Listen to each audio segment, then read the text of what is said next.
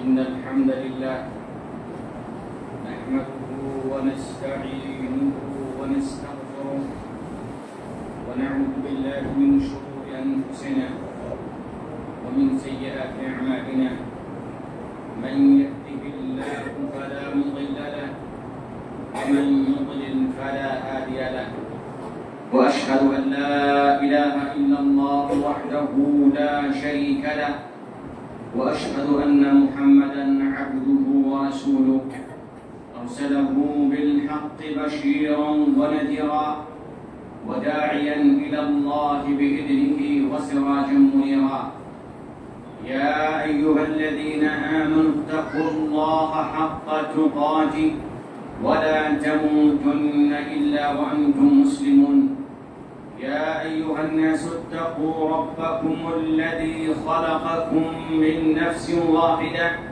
وخلق منها زوجها وبث منهما رجالا كثيرا ونساء واتقوا الله الذي تساءلون به والأرحام إن الله كان عليكم رقيبا يا أيها الذين آمنوا اتقوا الله وقولوا قولا سديدا يصلح لكم أعمالكم ويغفر لكم ذنوبكم ومن يطع الله ورسوله فقد فاز فوزا عظيما أما بعد فإن خير الحديث كتاب الله وخير الهدي هدي محمد صلى الله عليه وسلم وشر الأمور محدثاتها وكل محدثة بدعة وكل بدعة ضلالة وكل ضلالة في النار.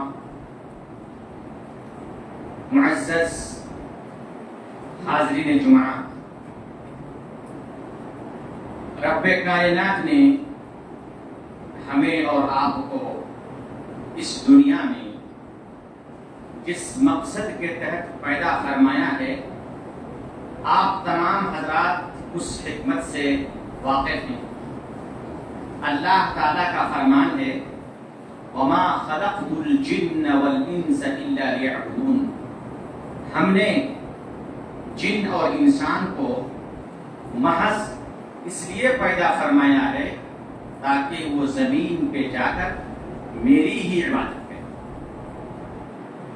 اور یہ جو اللہ کا مقصد ہے، اس مقصد کو ہم تمام حضرات نماز میں دہراتے رہتے ہیں اور اقرار کرتے ہیں اللہ کے سامنے کہ اللہ ہم زمین پہ صرف اس لیے آئے ہیں تاکہ تیری عبادت کریں اور تیری بندگی کریں، تیرے سوا ہم کسی کی عبادت نہیں کرتے، سر نہیں جھکاتے۔ ہم سب اقرار کرتے ہیں، اس لیے کہ ہم سب جب نماز پڑھتے ہیں تو سورہ فاتحہ ضرور پڑھتے ہیں، اور سورہ فاتحہ میں اللہ رب العالمین آپ سے اقرار لے رہا ہے اور ہم سب کہہ رہے ہیں ایاک نعبد و ایاک نستعین، اے رب، اے پروردگار عالم، خالق کائنات، مالک ارض و سما، تو نے مجھ کو پیدا کیا ہے اور تو نے ہم سب کو زمین پہ بسایا ہے، تو نے ہمیں ہر طرح کی نعمتوں سے نوازا ہے، لہذا ایاک نعبد، ہم صرف اور صرف تیری ہی بندگی کرتے ہیں، وَإِيَّاكَ نَسْتَعِينُ، اور صرف تجھے سے طلب کرتے ہیں۔ عبادت اللہ کے سوا اور کسی کے سزاوار نہیں، مدد طلب کرنا، نصرت طلب کرنا، مانگنا صرف اللہ تعالیٰ سے ہے۔ اس کی کچھ تفصیلات ہیں جو یہاں بیان کرنے کا وقت نہیں ہے، میں آگے بڑھتا ہوں۔ اللہ رب العالمین نے ہمیں پیدا کیا عبادت کے لیے۔ عبادت کی بہت ساری قسمیں ہیں۔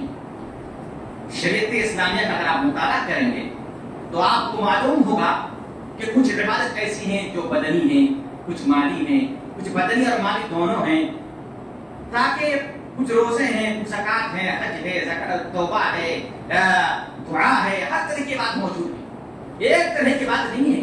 کیوں؟ اس لیے کہ اگر عبادت ایک طرح کی ہوتی ہے تو لوگ تھک جاتے۔ کس کو اس عبادت میں دلچسپی زیادہ ہے تو کسی کو اس میں زیادہ ہے۔ بہت سارے لوگ ایسے ہیں جس کو اگر کہا جائے کہ بھائی آپ اپنی مال کی زکوٰۃ نکال دیجئے تو وہ کہے گا کہ مولانا مجھے زکوٰۃ پیسے نکالنے کے بارے میں مت کہیے، نماز پڑھنے کے لیے کہے تو میں پوری رات نماز پڑھوں گا. کچھ لوگ اس کے برعکس ہوتے ہیں کہ مجھے نماز پڑھنے مت کہیے, پیسہ مجھ سے کتنا لینا ہو لے لیجیے زکات کے بارے میں. تو کچھ لوگوں کو مال خرچ کرنے میں آسانی ہوتی ہے, کچھ لوگوں کو اللہ رب العالمین کے سامنے جسمانی عبادت کرنے میں آسانی ہوتی ہے, لیکن کچھ عبادات ایسے ہیں مالی اور عبادت جسمانی جس کو ہر ایک کو کرنا واجب ہے, اس سے زائد جس کی دلچسپی جس میں زیادہ ہے اس میں کرے. انہی عبادتوں میں سے ایک عبادت ہے توبہ. توبہ اللہ رب العالمین کی ایک عبادت ہے, اور یہ جو عبادت ہے اگر دنیا میں یہ عبادت نہ ہوتی تو بہت سارے لوگ دنیا میں رنج و غم میں گھٹن میں مر جاتے. اللہ رب العالمین کی ایک بہت بڑی نعمت ہے کہ اللہ رب العالمین نے ہمیں توبہ سے نوازا, توبہ کا دروازہ کھول کے رکھا.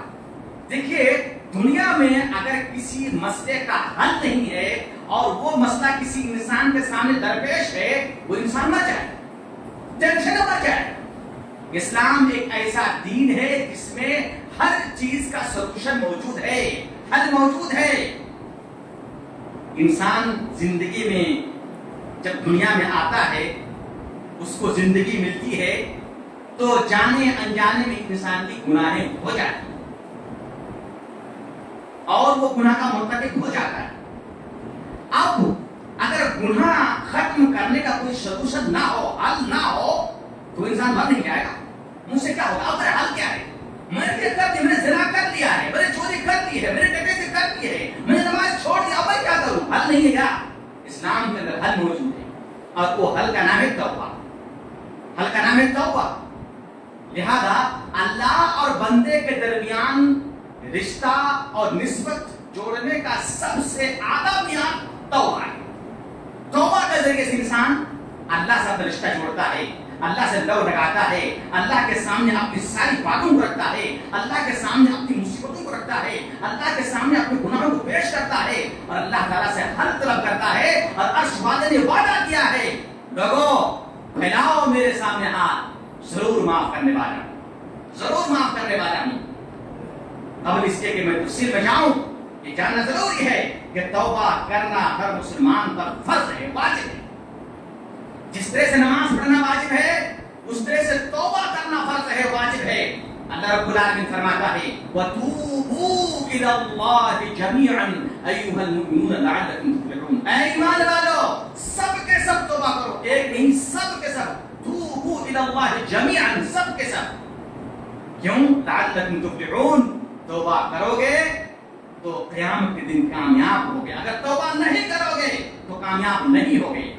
مطلب ہر انسان خطا کار ہے, کوئی بھی انسان خطا سے پرے نہیں ہے, کوئی بھی انسان ایسا دنیا میں نہیں آیا ہے جس سے خطا نہ ہوئی ہو, جس سے خطا نہ ہوئی ہو. ہمارے باپ ابو الانبیاء آدم علیہ السلام کو اللہ رب العالمین نے سب سے اعلیٰ ترین جگہ جنت میں بسایا, اتنی ناز و نعمت میں بسایا, اور اللہ رب العالمین نے کہا, حکم دیا کہ لا تقربا هذه الشجرة, یہ جو درخت ہے اس کے قریب نہ جانا. مگر شیطان نے وسوسہ ڈال کر کے دونوں کو بتایا اور درخت کے پھل کھا لیے. خطا ہوئی کہ نہیں؟ اللہ رب العالمین کے حکم کی نافرمانی کرنا ہی خطا ہے, گناہ ہے. آدم علیہ السلام سے گناہ ہوا, اللہ رب العالمین نے اس کے پاداش میں اس کو جنت سے نکال دیا. مگر حل تھا, حل یہ ہوا, اللہ رب العالمین نے آدم کو بتایا کہ بتا رب کے سامنے جھک جا, ربنا ظلمنا انفسنا وان لم تغفر لنا وترحمنا لنكونن من الخاسرین. یہ دعا انہوں نے پڑھی تو اللہ رب العالمین نے اس کا مسئلہ حل کر دیا. میرے بھائیوں, ہم توبہ کیوں کریں, ہم توبہ کیوں کریں؟ میں نے تھوڑی دیر پہلے بتایا توبہ عبادت ہے, اور جب بھی عبادت کوئی ہم کریں, عبادت کے درمیان, عبادت کے اندر دو رکن, دو پہلو کا ہونا ضروری ہے, نہیں تو وہ عبادت کارگر نہیں ہے. ایک پہلو یہ ہے جب ہم کوئی بھی عبادت کریں, چاہے نماز پڑھیں, روزہ رکھیں, حج کریں, زکات دیں, دعا کریں, توبہ کریں, اگر صدقہ کریں, اور جو عبادتیں ہیں جب ہم کرنے جائیں اس میں دو باتیں ہونا ضروری ہے, نہیں تو وہ عبادت اللہ کے ہاں قابل قبول نہیں ہے. پہلی بات یہ ہے, جب آپ عبادت کرنے جائیں تو اس میں آپ کی رغبت ہونی چاہیے. ہم جو عبادت کر رہے ہیں اس امید سے کہ اللہ رب العالمین مجھے الثواب سے نوازے گا, رغبت, چاہت, آپ اس کے بھلائی سے واقف ہوں کہ ہم توبہ کریں گے تو ہم کو اجر ملے گا, نماز پڑھیں گے تو ہم اجر ملے گا. ہم اجر لینے کے لیے, اللہ رب العالمین کی قربت حاصل کرنے کے لیے, اللہ کی محبت حاصل کرنے کے لیے ہم نماز پڑھنے جا رہے ہیں. امید سے ایک تمنا لے کر کے, آرزو لے کر کے سے نکل رہے ہیں.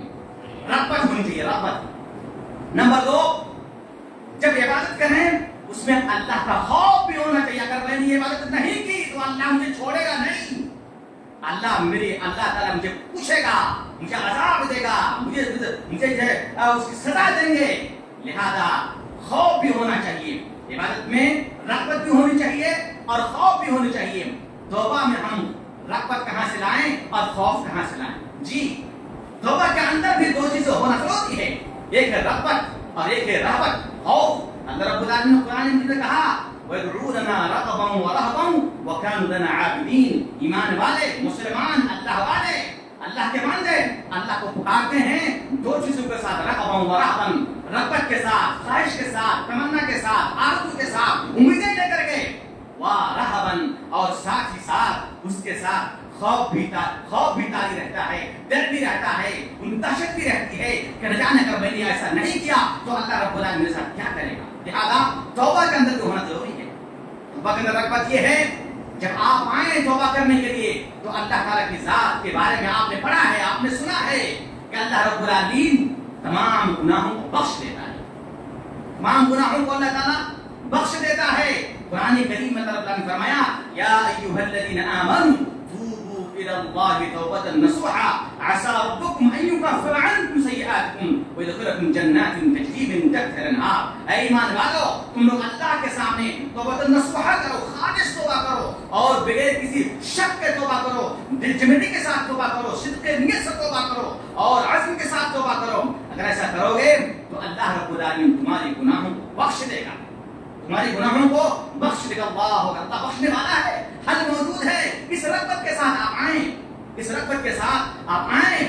اللہ رب العالمین فرمایا غافر الذنب قابل التوب شدید العقاب بالطول. اللہ رب العالمین گناہوں کو بخشنے والا ہے, توبہ قبول کرنے والا ہے. ساتھ ہی ساتھ اگر آپ نے توبہ نہیں کی شدید العقاب, اللہ سخت عذاب دینے والا ہے, اللہ سخت گرفت کرنے والا ہے. اللہ رب العالمین کے ہاں عذاب اور سزا بہت سخت ہیں. لہذا دونوں باتوں کو مد نظر رکھتے ہوئے آپ مسجد میں آئیں اور اپنی گناہ کو اقرار کر کے اللہ رب العالمین سے توبہ کریں. میرے بھائیو, توبہ کرنے والا اللہ کے ہاں سب سے اچھا انسان. قرآن کریم نے کہا ان اللہ یحب التوابین یحب المتطہرین. اللہ رب العالمین توبہ کرنے والوں کو پسند کرتا ہے. اس سے پہلے حدیث میں نے پڑھی تھی, اللہ کے رسول نے فرمایا کل بنی آدم خطا. ہر بنی آدم, ہر انسان خطا کار ہے, ہر انسان خطا کار ہے, لیکن ان خطا کاروں میں سب سے بہتر, سب سے افضل, سب سے اشرف وخیر الخطائین التوابون, جو توبہ کرتا ہے. جو بندہ توبہ کرتا ہے اللہ کے ہاں سب سے محبوب ہے. قرآن بھی کہہ رہا ہے اور حدیث بھی کہہ رہی ہے. رسول پاک صلی اللہ علیہ وسلم نے فرمایا وخیر الخطائین التوابون, اللہ کے ہاں سب سے بہتر خطا کار وہ ہے جو توبہ کرے, جس کو سمجھ میں آئے مجھ سے خطا ہو گئی ہے, مجھ سے غلطی ہو گئی ہے, میرا کوئی رب ہے عرش پر, اللہ رب العالمین ہے. اگر میں نے اس خطا سے توبہ نہیں کی تو میری گرفت ہوگی, اگر میں نے توبہ کر لی تو وہ رب غفور رحیم کی ہے, معاف کرنے والا ہے. میرے بھائیو, لہذا آئیے توبہ کی طرف آگے بڑھیے, اپنے گناہوں سے توبہ کیجیے. کب توبہ کریں, کب توبہ کریں؟ توبہ موت سے پہلے, قیامت کا سورج طلوع ہونے سے پہلے, قیامت کا سورج طلوع ہونے سے پہلے اور آپ کی روح آپ کے حلق میں پہنچنے سے پہلے توبہ کرنا ضروری ہے. اگر آپ نے ان دونوں وقت کے آنے سے پہلے توبہ کی تو اللہ تعالیٰ توبہ قبول کرے گا. دروازہ کھلا ہے.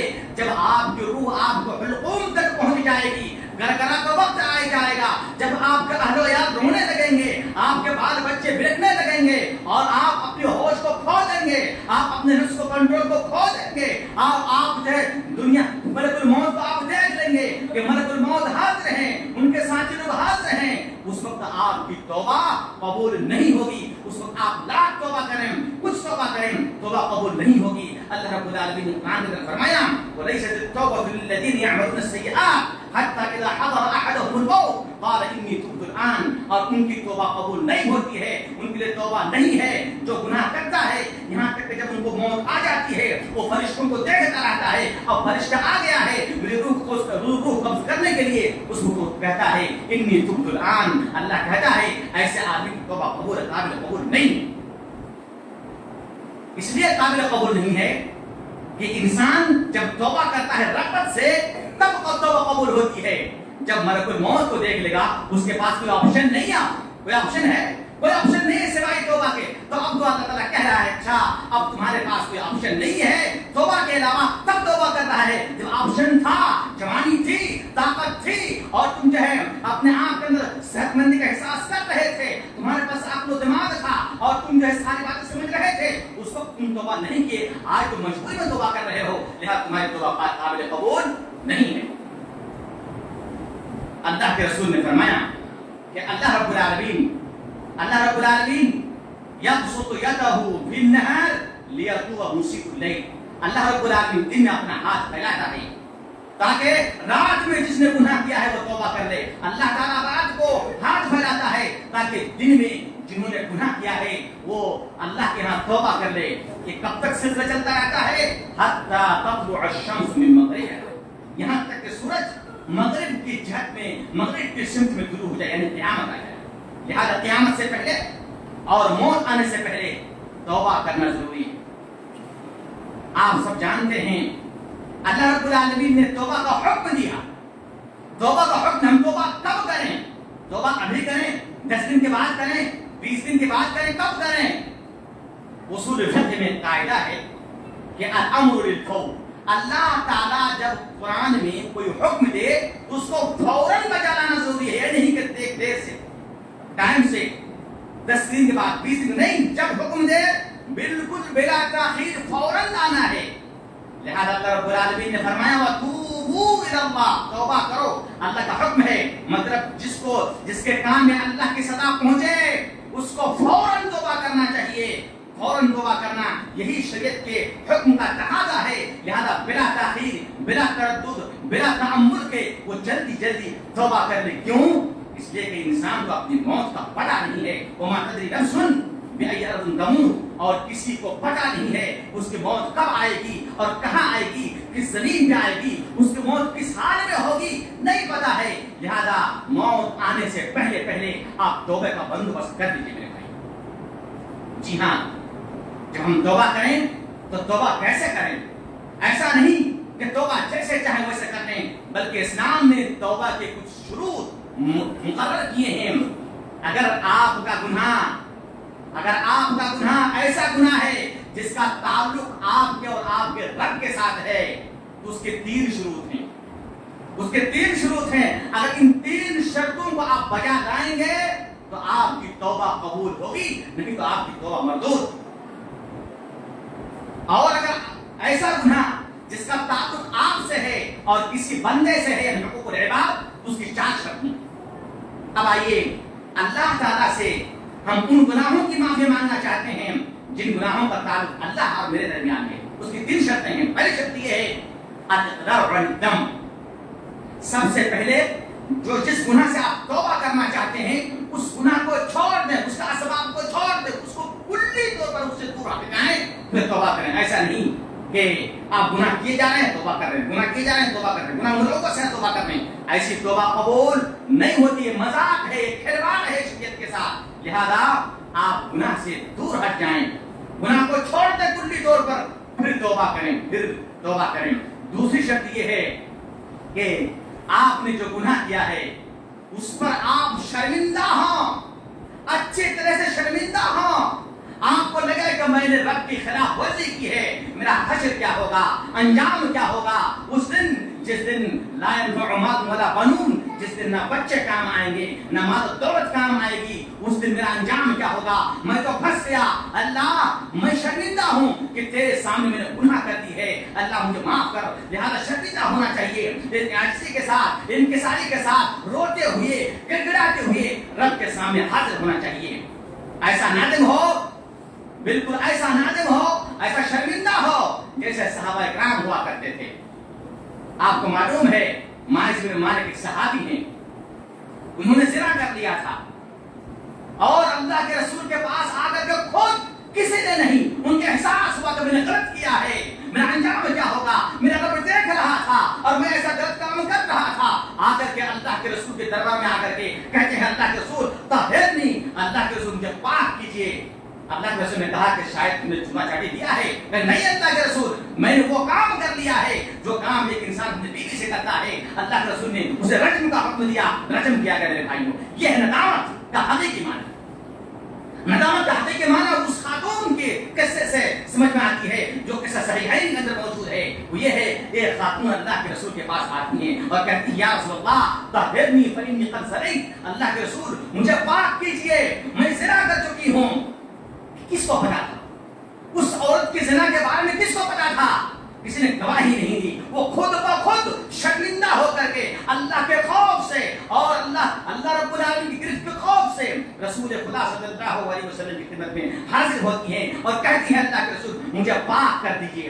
अल्लाह के रसूल उनकी तरफ से चेहरा को मोड़ देते हैं। वो खातून कहती हैं अल्लाह के रसूल ताखीर क्यों, किस बात की ताखीर है? अगर मेरी मौत हो जाए तो अल्लाह के रसूल शायद आप माइज बिन मालिक की तरह से मुझे करना चाहते हैं। माइज बिन मालिक जब अपनी ज़िना का वाक़या लेकर के आए थे तो आपने भी उनसे चेहरा मोड़ लिया था। तो मुझे भी लगता है कहीं आप मुझसे चेहरा मोड़ ना लें और मुझ पर हज कायम ना करें और मैं गुनाह लेकर के पापी बन करके रब के यहाँ हाजिर हो जाऊं। अल्लाह के पाक कीजिए। देखिए अल्लाह के रसूल, मैंने ज़िना कर लिया है और ज़िना की अलामत ये है कि मैं हामिला हूँ, मेरे पेट बच्चा है। अल्लाह के रसूल ने फरमाया जाओ, अभी जब बच्चा पैदा हो जाए आ जाना। बच्चा पैदा एक दिन में नहीं होता है, 2 दिन में नहीं होता है, इतने दिन गुजर गए, इसके बावजूद भी उसकी नदामत मौजूद रही। दिल में ख्याल नहीं आया चलो मैं मुका कहती हूँ, मैं कह दूंगी अल्लाह के रसूल से मैंने ज़िना नहीं की है। अल्लाह के रसूल उस पर गवाह नहीं है, कर सकती थी, मगर उनको अल्लाह का खौफ था, अल्लाह का खौफ था, अल्लाह की सजा का खौफ था। वो 9 महीना 10 महीने के बाद भी आती हैं और कहती हैं अल्लाह के रसूल ये देखिए बच्चा है, मैंने ज़िना कर ली है, मैंने ज़िना कर लिया है, मुझे पाक कीजिए। अल्लाह के रसूल फरमाते हैं जाओ, जब तुम्हारा बच्चा दूध छोड़ दे 2 साल तक दूध पिलाओ, जब दूध पिला के बच्चा बड़ा हो जाए, खाने पीने के लायक हो जाए तब आना। ये औरत दूध पिलाना कितने दिन का है? 2 साल का है। 2 साल मुकम्मल गुजर जाता है, उसको अल्लाह का खौफ सता रहा है, अल्लाह की सजा का खौफ उसको सता रहा था। वो आई 2 साल के बाद और बच्चे के हाथ में रोटी का एक टुकड़ा पकड़ा दी। इस बात की दलील थी कि अल्लाह के रसूल मेरा बच्चा दूध छोड़ दिया है, वो रोटी पर खाने पर पलने के लायक हो चुका है, ये गवाह है। देखिए अल्लाह के रसूल आपके सामने मेरा बच्चा रोटी खा रहा है, दूध छोड़ के वो जो है अपने आप जिंदगी गुजारने पर तैयार हो चुका है। अल्लाह के रसूल मुझे बात कीजिए। कितने साल गुजरे? 10 महीना गुजरे हमल का, 2 साल गुजरे दूध पिलाने का, इसके बावजूद भी उसके नियत में तब्दीली नहीं आई, खौफ आया, शर्मिंदगी लायक हुई, उनको नदामत हुई, अल्लाह का खौफ सता रहा था। आए अल्लाह के रसूल के पास, अल्लाह के रसूल सल्लम देखे और बच्चा को उसके जिम्मेदारों के हवाले कर दिया और कहा ऐ सहाबा इकराम इसको पाक करो, जाओ इसको रजम कर दो। रजम करने के लिए गए, गड्ढा खोदा गया, उसको गड्ढे में दफनाया गया और दफनाने के बाद सहाबा इकराम उसको पत्थर से रजम करने लगे। खालिद बिन वलीद ने एक पत्थर उठाया और उसको मारा। जब उसके मारा तो सर फूट करके उसका खून खालिद बिन वलीद के बदन में आकर गिरा। खालिद वलीद ने तौबा की अस्तगफिरुल्लाह और गाली गलौज करने लगे, कहने लगे कि कितनी बुरी औरत है, नऊज़ बिल्लाहि मिन ज़ालिक। अल्लाह के रसूल को खालिद बिन वलीद का यह माजरा अल्लाह के रसूल के सामने पेश आया।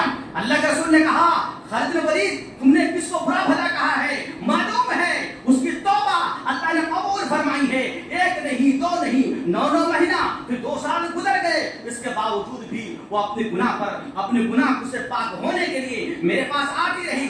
सुन लो उसकी तौबा ऐसी तौबा थी, अगर पूरी उस औरत की एक तौबा को अगर अहले मदीना के तमाम गुनाहगारों में बांटते जाते तो अल्लाह ताला तमाम अहले मदीने के गुनाहों को बख्श देते। उन्होंने इतनी खालिस तौबा की है मेरे भाइयों। लिहाजा नदामत हो तो ऐसी नदामत हो, हम आए दिन गुनाह करते जा रहे हैं मगर हमको शर्म नहीं, हमको हया नहीं, हमको पशेमानी नहीं, हमको नदामत नहीं, हमको अल्लाह का खौफ नहीं, हमको अल्लाह रब्बुल आलमीन की रिज़्क़ का खौफ नहीं। ऐसा नहीं होना चाहिए मेरे भाइयों। अल्लाह اللہ کا خوف پیدا کیجیے. جس صحابہ کرام نے اللہ کا خوف پیدا کیا, اللہ رب العالمین نے ایسے صحابہ کرام کو اہل جنت رضی اللہ عنہم ورضوا عنہم کا لقب نہیں دیا تھا کہ اللہ ان سے راضی ہیں اور یہ بھی اللہ رب العالمین کے فیصلے سے راضی ہیں, ایسے لقب نہیں دیا تھا. اس لیے دیا تھا وہ دل کے سچے تھے, من کے پکے تھے, عبادت کے پکے تھے, علم کی گہرائی اور گہرائی پہنچے ہوئے تھے. لہٰذا ہم تمام کو بھی چاہیے کہ اللہ رب العالمین سے اسی طرح سے توبہ کریں جسے صحابہ کرام توبہ کرتے تھے. نمبر 3, آپ یہ عزم کریں کہ اس کے بعد یہ گناہ نہیں کریں گے. عزم جب توبہ کریں اس وقت عزم ہونا ضروری ہے. بعد میں اگر آپ سے گناہ ہو جائے الگ بات ہے, لیکن جب توبہ کریں تو بالکل پکا ٹھان لیں کہ اس کے بعد آج کے بعد جس گناہ کی میں توبہ کر رہا ہوں یہ گناہ اور نہیں کریں گے. یہ آپ کے دل میں زبردست ٹھان لینا چاہیے, تب جا کر اللہ اپنے توبہ قبول کرے گا. اگر یہ 3 شرطیں آپ کے اندر پائی جا رہی ہیں, یقیناً اللہ رب العالمین آپ کے لیے توبہ کے دروازے کھول کے رکھا ہے. لہٰذا اللہ تعالیٰ سے دعا ہے کہ اللہ رب العالمین ہم تمام کو توبہ کی توفیق عطا فرمائے.